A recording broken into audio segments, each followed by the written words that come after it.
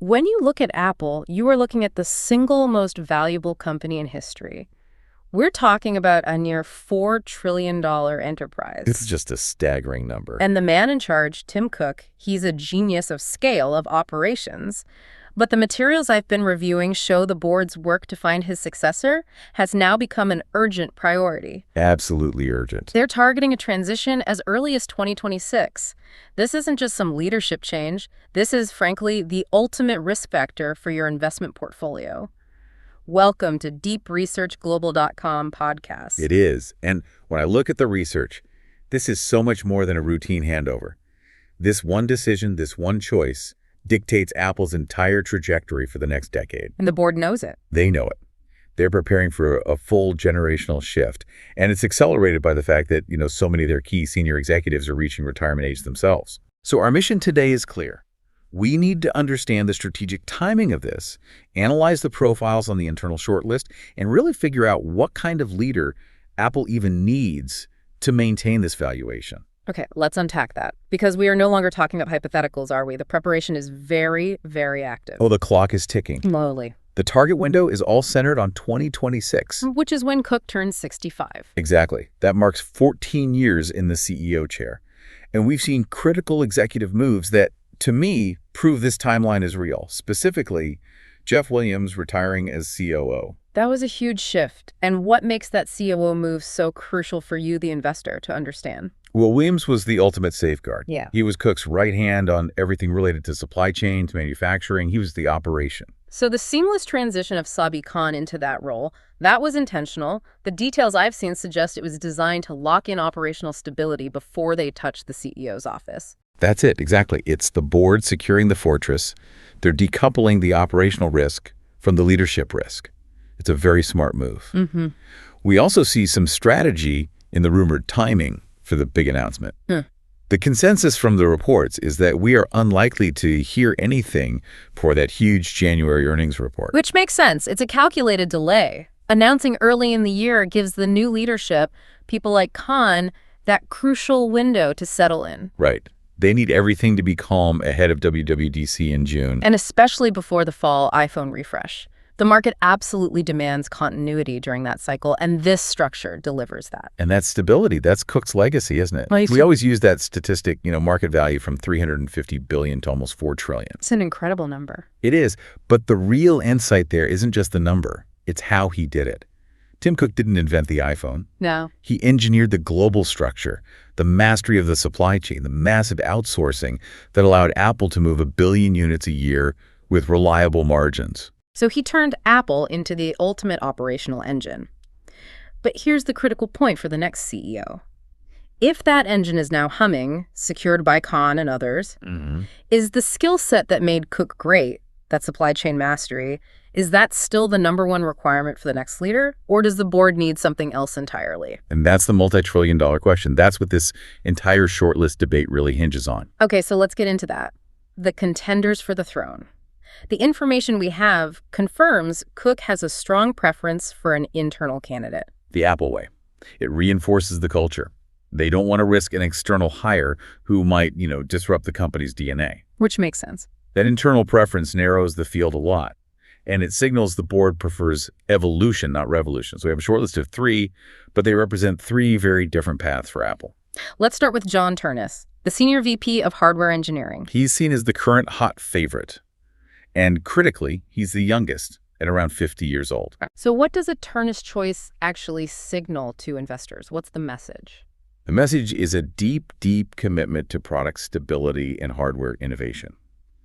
Ternus is the guy associated with the M-series chips, with the Vision Pro. So he has product authority. Undeniable product authority. He's seen as a stabilizing force, but one who gets the core of Apple.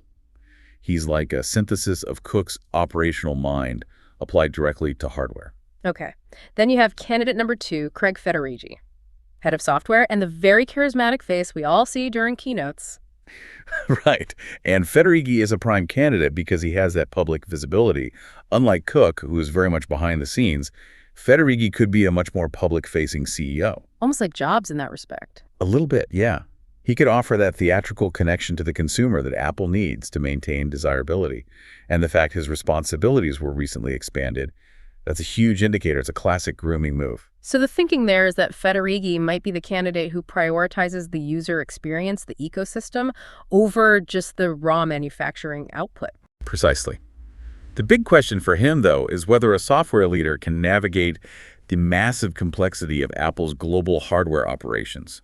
It's a whole different ballgame. Sure, and that brings us to the third contender, Greg Joswiak. Jaws, Senior VP of Worldwide Marketing. He's the face of the high-margin Pro models of the iPhone. And his 30-year tenure gives him this incredibly broad overview of the whole organization.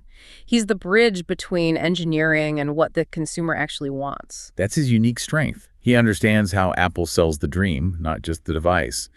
I've seen some commentary suggesting he's been subtly groomed for a long time. Because if the board believes the next big challenge is maintaining sales volume while also increasing prices, a marketing strategist like Jaws is a very compelling choice. He is. But the question there is whether a marketing focus provides enough operational grit to deal with the geopolitical minefields Apple has to navigate every single day. Which brings us back to that essential question the board is wrestling with. It's the tension at the heart of Apple's DNA. Do they choose another pragmatic operator or a captivating visionary? Exactly. The board doesn't need another supply chain master. That role is covered now. Right. They need the next phenom product. Cook was the master of ensuring the margin. But the commentary I'm seeing suggests the next CEO needs to arrest people around the world with desirability to deliver the next revolutionary device that sustains the valuation, not just manages it. And this is where the factor of age becomes critical. It's a huge factor. Some of the internal discussions we've heard about suggest that both Federighi and Joswiak, as competent as they are, might be seen as too old to lead for a full decade or more. Which puts the spotlight right back on the younger Ternus. It does. He could potentially manage a 15-year tenure. And for a board, that kind of long-term, predictable alignment with shareholders is a very, very attractive metric. I'm also really intrigued by this idea of Cook transitioning to an active chairman role. This wouldn't just be an honorary title. No, not at all. It would provide tremendous strategic continuity. It would allow for a split of duties that, frankly, acknowledges how complex running a company like Apple has become. So Cook becomes the diplomat-in-chief. That's it. His focus would shift entirely to macro strategy, to managing relationships in Washington and Beijing, navigating regulations in Brussels, diversifying manufacturing out of China, all the huge geopolitical stuff. And that frees up the new CEO. Let's say it's Ternus to focus like a laser on products, on R&D, on the day-to-day operations. It's an elegant solution. It splits the job of global diplomat and product visionary. I think the board recognizes that the CEO role at Apple has just become too big for one person to handle anymore. So wrapping this up, what does this all mean for you, the investor, as you watch this unfold? Well, the new leader inherits a company with incredible stability. We're looking at strong growth, holiday revenues, expected to surpass Wall Street estimates by maybe 10 to 12%. But they also inherit immediate, very tangible liabilities. Oh, yes. And those liabilities are severe.